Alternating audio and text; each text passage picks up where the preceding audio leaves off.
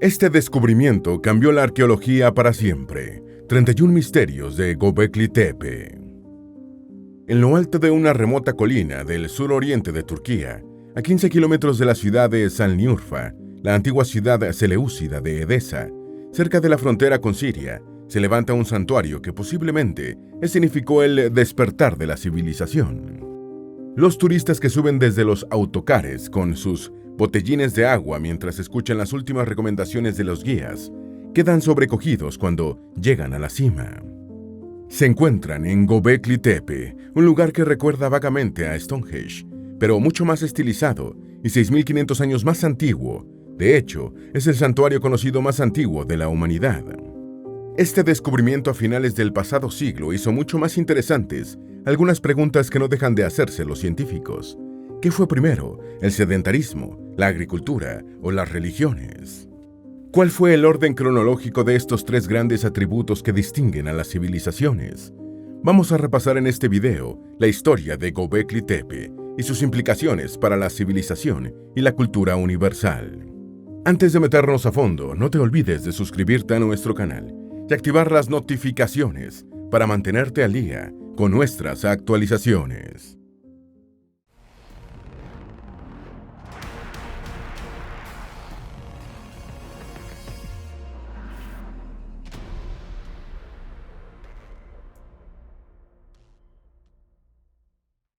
Número 1. Göbekli Tepe es 7.000 años más antiguo que la Gran Pirámide.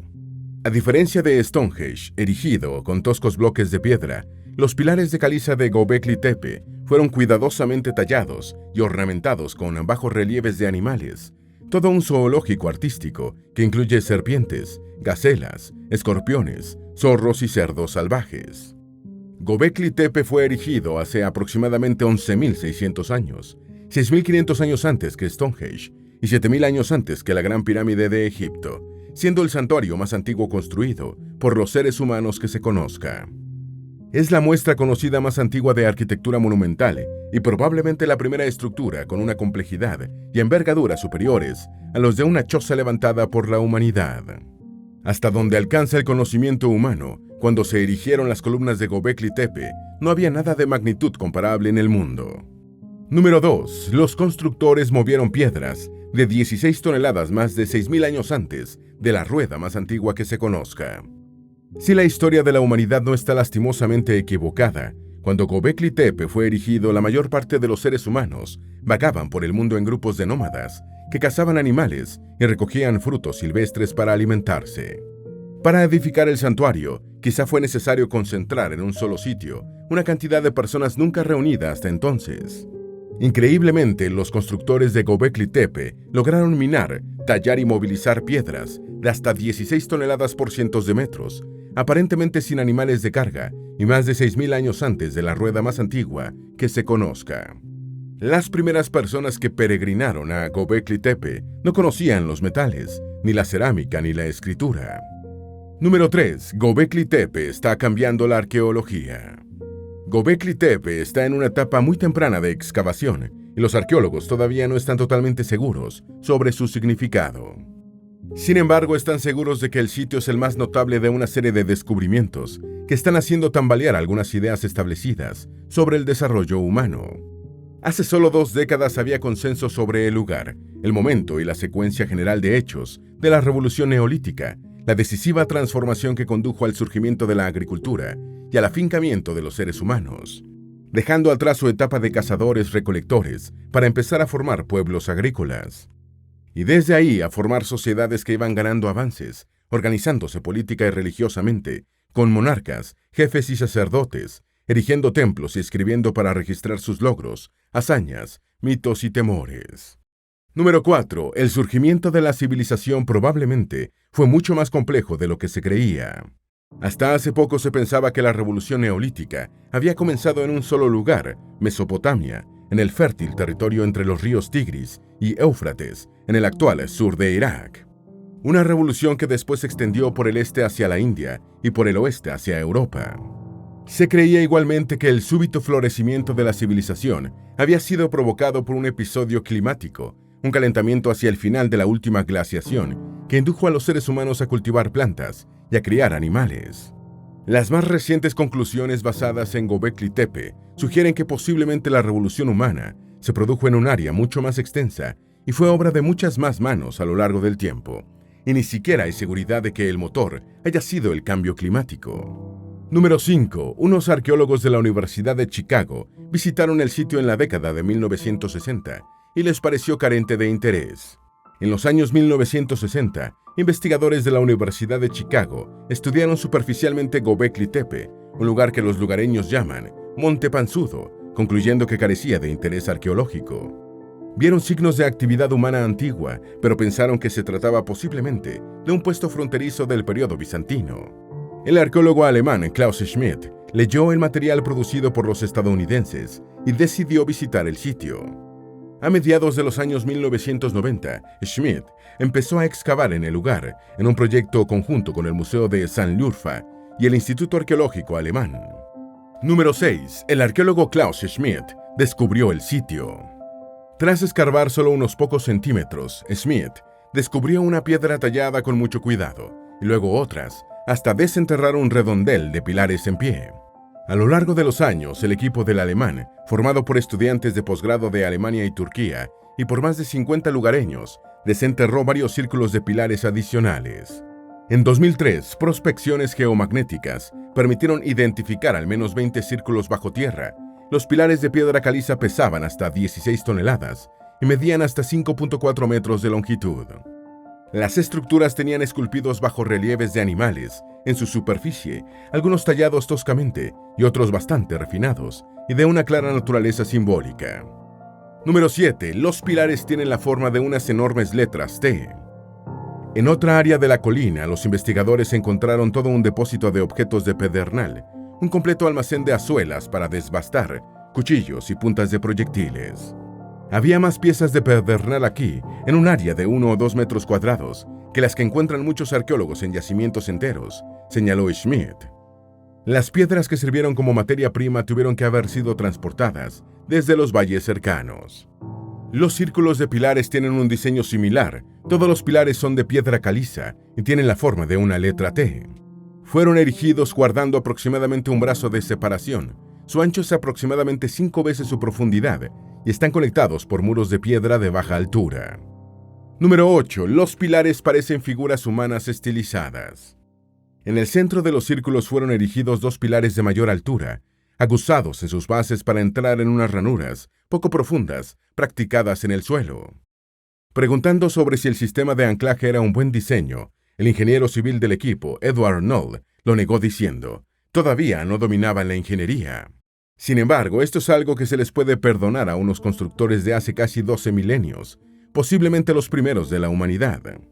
Algunos pilares tienen brazos humanos esculpidos con las manos orientadas hacia el vientre, cubierto con una especie de calzoncillo, como si fueran la alegoría de seres humanos estilizados, según Schmidt.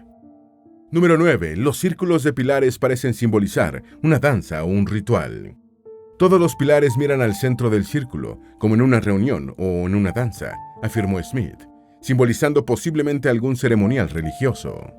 Respecto a la variada fauna que corre y salta artísticamente en la superficie de los pilares, hay animales peligrosos, como escorpiones, jabalíes embistiendo y leones de actitud feroz, lo que ha sido atribuido a una especie de protección de sentido totémico. A medida que avanzaba la excavación, las preguntas se iban acumulando. ¿Por qué los constructores enterraban los círculos de columnas después de algunas décadas, erigiendo encima otros nuevos de menor diámetro? ¿Los círculos perdían sus cualidades mágicas o su poder después de determinado tiempo? ¿Cuáles eran los motivos de esa pérdida de poder? Número 10. Sorprendentemente, la construcción parece evidenciar una involución técnica a lo largo del tiempo. En algunas ocasiones, los constructores erigieron un tercer anillo de piedra encima de los 2 primeros. Después rellenaban todo con escombros y repetían la operación cerca del previo conjunto de círculos. Una cosa sorprendente es que las técnicas de construcción empeoran a lo largo del tiempo. Los círculos originales y más profundos son de mayor tamaño y de superior complejidad técnica y concepción artística. Los círculos de pilares más recientes son más sencillos y pequeños, y su anclaje en la superficie muestra una menor habilidad. ¿Cuáles fueron las razones de lo que aparenta ser una involución técnica? Finalmente, la actividad de Göbekli Tepe se detuvo hacia el año 8200 a.C. Número 11. En el lugar no hay indicios de asentamientos ni de actividad doméstica. Otro enigma es que los arqueólogos no han encontrado ninguna evidencia de un asentamiento. Los labores de construcción y trabajo artístico tuvieron que haber requerido la participación de cientos de personas. Todo indica que el lugar carecía de agua, con la fuente más cercana situada al menos a 5 kilómetros. Los obreros y artistas debieron necesitar un lugar para vivir, pero no se han encontrado indicios de casas, muros ni ninguna señal que pueda interpretarse como doméstica. Igualmente tuvieron que comer, pero no se han encontrado restos de alimentos vegetales. Tampoco se han encontrado vestigios de cocinas ni de hogueras, aunque sí muchos huesos de animales comestibles. Número 12. Los constructores se alimentaron de carne probablemente llevada desde otro lugar. Era Göbekli Tepe un lugar estrictamente ceremonial, quizá con algún encargado para vigilarlo o con alguien que hiciera funciones de sacerdote. A juzgar por la gran cantidad de huesos de uros y gacelas encontrados en el sitio, los trabajadores se alimentaban con carne de cacería posiblemente enviada desde otros lugares. Todo ese esfuerzo requirió de una organización y una logística, con jefes y subordinados, que se pensaba que los humanos habían adquirido mucho tiempo después. Sin embargo, tampoco se han encontrado evidencias de una jerarquización social, ni áreas VIP, ni rastros de dietas de ricos en contraste con las de pobres, ni tumbas con la parafernalia de los miembros de las élites. Número 13. Unos cazadores-recolectores que construyeron un Boeing 747. Smith definió como forrajeadores a los hombres prehistóricos que recogían plantas y frutos y cazaban animales salvajes para alimentarse. El alemán afirmaba: "Nuestra imagen de los pueblos forrajeadores siempre ha sido de grupos pequeños y móviles, formados por algunas decenas de individuos. Creíamos que no podían construir grandes estructuras permanentes porque tenían que desplazarse constantemente en busca de sus recursos. Pensábamos que no podían mantener castas separadas de sacerdotes y artesanos porque no les era posible transportar los suministros adicionales necesarios para unos y otros. Pero aquí tenemos Göbekli Tepe, donde sí lo hicieron".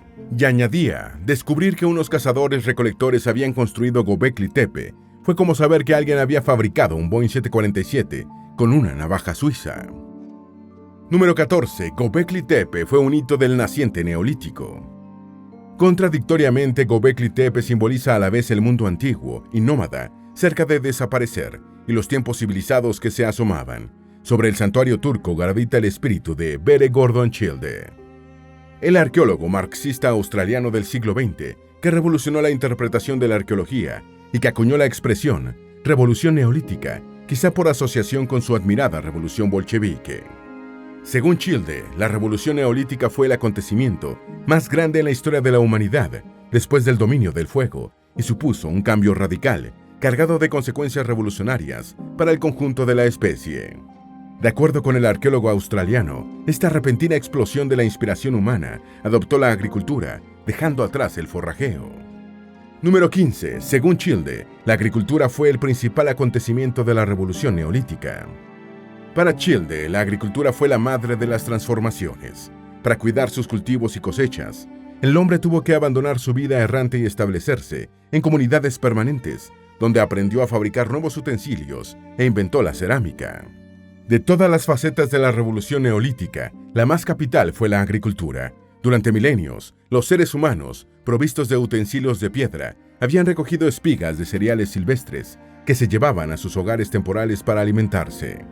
Es posible incluso que cuidaran los campos, pero las plantas no dejaban de ser salvajes. Fue la agricultura la que lo replanteó todo. Número 16. La agricultura fue el pivote del desarrollo humano, según Childe. Con el desarrollo de la agricultura, la humanidad, en vez de deambular por su entorno buscando qué comer, se dispuso a producir lo que necesitaba. Fue quizás el mayor acto de afirmación del hombre.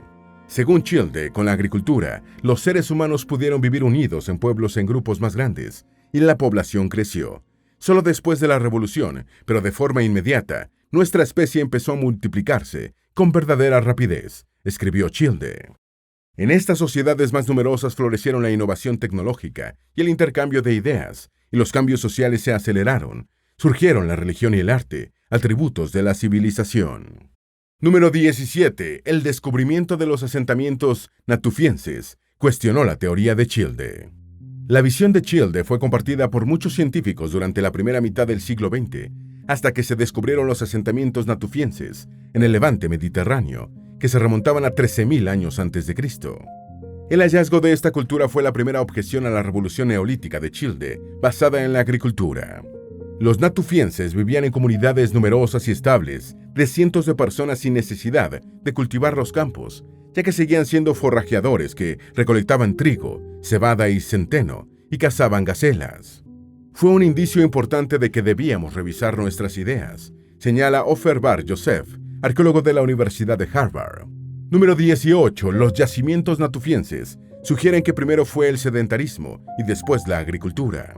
De manera que habrían sido las protociudades natufienses las que dieron el pistoletazo de salida a las sociedades humanas complejas antes del surgimiento de la agricultura. Childe creía que la agricultura había sido el detonante. Los yacimientos natufienses sugieren que primero fueron los asentamientos y que la agricultura llegó posteriormente. Según Bar Yosef, el clima se hizo más seco y frío, y los habitantes afincados en los territorios fértiles razonaron de la siguiente manera: si nos movemos, vendrán otros a aprovechar nuestros recursos. Lo mejor para sobrevivir es quedarnos donde estamos y explotar nuestro territorio, y así inventaron la agricultura. Mientras este debate se desarrollaba, Schmidt excavaba en Göbekli Tepe, y sus hallazgos obligarían a los investigadores a reconsiderar sus ideas. Número 19. El sedentarismo planteaba objetivos más complejos que el nomadismo. Los antropólogos han postulado que las primeras religiones surgieron como un mecanismo para aliviar las tensiones aparecidas cuando los cazadores-recolectores se asentaron como agricultores, formando grandes comunidades. En comparación con el nomadismo, el sedentarismo planteaba objetivos más complejos y a plazos más largos, como mantener viviendas permanentes y almacenar granos y demás productos alimenticios.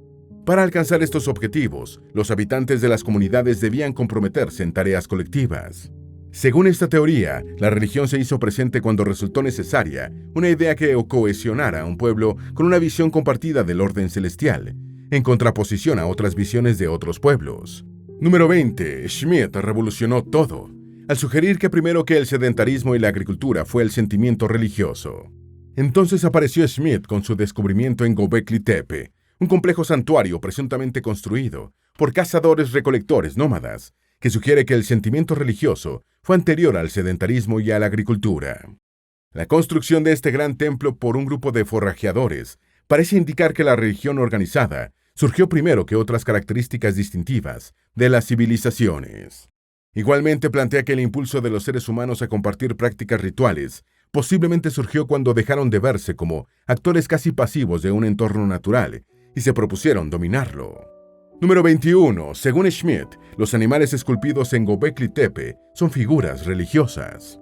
Al comenzar a establecerse en pueblos, los forrajeadores marcaron una línea divisoria entre su propio ámbito, sus viviendas y calles, y el mundo peligroso de las fieras que se extendía más allá de sus hogares.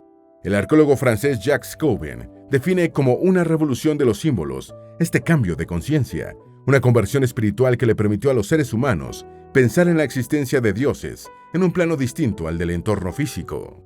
Klaus Schmidt, fallecido en 2014, cuando ya llevaba 20 años dirigiendo las excavaciones en Göbekli Tepe, respaldó la teoría de Coven, diciendo sobre su descubrimiento en Turquía: los animales eran guardianes del mundo espiritual, los relieves de los pilares en forma de T ilustran ese otro mundo. Número 22. Schmidt pensaba que la construcción y manejo de Göbekli Tepe exigió algún tipo de organización social. Schmidt creía que los forrajeadores que erigieron Göbekli Tepe vivían quizás a algunas decenas de kilómetros del santuario, donde ocasionalmente se reunían, posiblemente presentando ofrendas. El tamaño y complejidad del santuario hacen suponer que requirió algún tipo de organización social para la construcción y para controlar las peregrinaciones, que deben haber sido numerosas. Quizás en algunas ocasiones especiales había festines. El equipo de Schmidt encontró piletas de piedra que pudieron haber sido utilizadas para cerveza u otras bebidas. Schmidt opinaba que pasado el tiempo, la necesidad de proveer alimento a los peregrinos a Göbekli Tepe quizá condujo a la domesticación de algunas especies de cereales silvestres. Número 23. ¿La búsqueda espiritual condujo a la agricultura?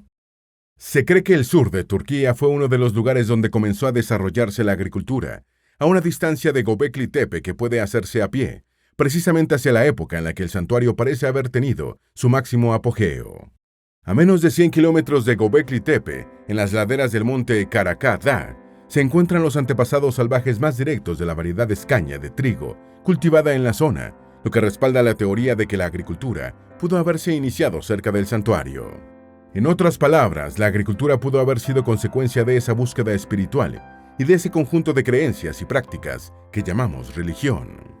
Número 24. Los hallazgos de Göbekli Tepe son compatibles con otros realizados en las cercanías. Algunas de las primeras señales de domesticación de plantas se encontraron en Nevali Kori, un asentamiento del Neolítico precerámico, ubicado en el curso medio del Éufrates, en el oriente de Turquía, a solo 30 kilómetros de Göbekli Tepe. Como el santuario, el asentamiento Nevali Kori también es posterior a la mini-glaciación. Una presa para una central hidroeléctrica inundó el asentamiento hace algunos años, pero antes los investigadores encontraron en Nevali Kori pilares con forma de T, decorados con figuras de animales, parecidas a las de Göbekli Tepe. Igualmente se han encontrado imágenes similares en otros sitios del Neolítico precerámico, localizados a 160 kilómetros o menos del santuario. Número 25. ¿Fue Göbekli Tepe el centro espiritual de la primera religión?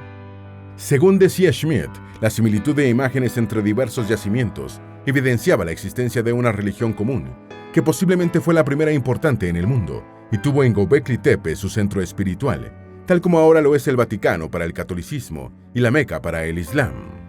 Naturalmente, las ideas de Schmidt tienen muchos detractores. Los estudiosos actuales del origen de la civilización recelan de las teorías que postulan un solo factor desencadenante para todos los casos. Opinan que en un caso el detonante civilizatorio pudo haber sido la agricultura, en otro la presión demográfica, en otro la religión, y así sucesivamente. Número 26. La excavación de Göbekli Tepe marcha con mucho cuidado. Al final es posible que todos llegaran al mismo punto por distintos caminos. Quizá no existió una sola ruta hacia la civilización, sino varias que condujeron al mismo lugar. Schmidt trabajó 20 años en su yacimiento, siempre tomando las máximas precauciones. La historia de la arqueología está llena de episodios en los que los arqueólogos apresurados por la fama provocaron la pérdida de invaluables conocimientos y patrimonios por actuar con precipitación. Al alemán le aterraba la posibilidad de añadir su nombre a esa lista. Cuando murió de un infarto mientras nadaba en Alemania en 2014, el yacimiento de 9 hectáreas de Göbekli Tepe solo había sido excavado en una ínfima fracción. En 2021 se había investigado menos de un 5% del sitio.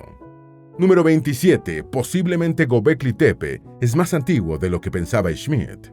Schmidt creía que nuevos investigadores del yacimiento podían cambiar sus ideas sobre el sitio. Ni siquiera se conoce con certeza la antigüedad precisa de Göbekli Tepe, ya que probablemente estratos más profundos guardan testimonios de actividades humanas más antiguas. Solía decir, por cada enigma que resolvemos, aparecen misterios nuevos. Aún así, logró extraer algunas conclusiones y señaló, hace 20 años todos creían que la civilización había sido impulsada por causas de tipo ecológico. Creo que ahora estamos vislumbrando que la civilización es un producto de la mente humana. Número 28. Los últimos trabajos han dado prioridad a preservar lo ya excavado. En 2018, Göbekli Tepe fue declarado Patrimonio de la Humanidad por la UNESCO, en reconocimiento a una de las primeras manifestaciones de la arquitectura monumental hecha por el hombre. Desde 2021, los trabajos están a cargo de la Universidad de Estambul, el Instituto Arqueológico Alemán y el Museo Şanlıurfa, bajo la dirección del arqueólogo turco Necmi Karul. Los trabajos más recientes han estado dirigidos a la preservación y documentación del sitio, limitándose las excavaciones. En 2018 se produjo una controversia cuando Sigmund Kotzal, viuda de Schmidt y también arqueóloga, denunció el uso de equipo pesado y hormigón en la construcción de una pasarela en el yacimiento, lo que fue negado por el Ministerio de Cultura y Turismo de Turquía.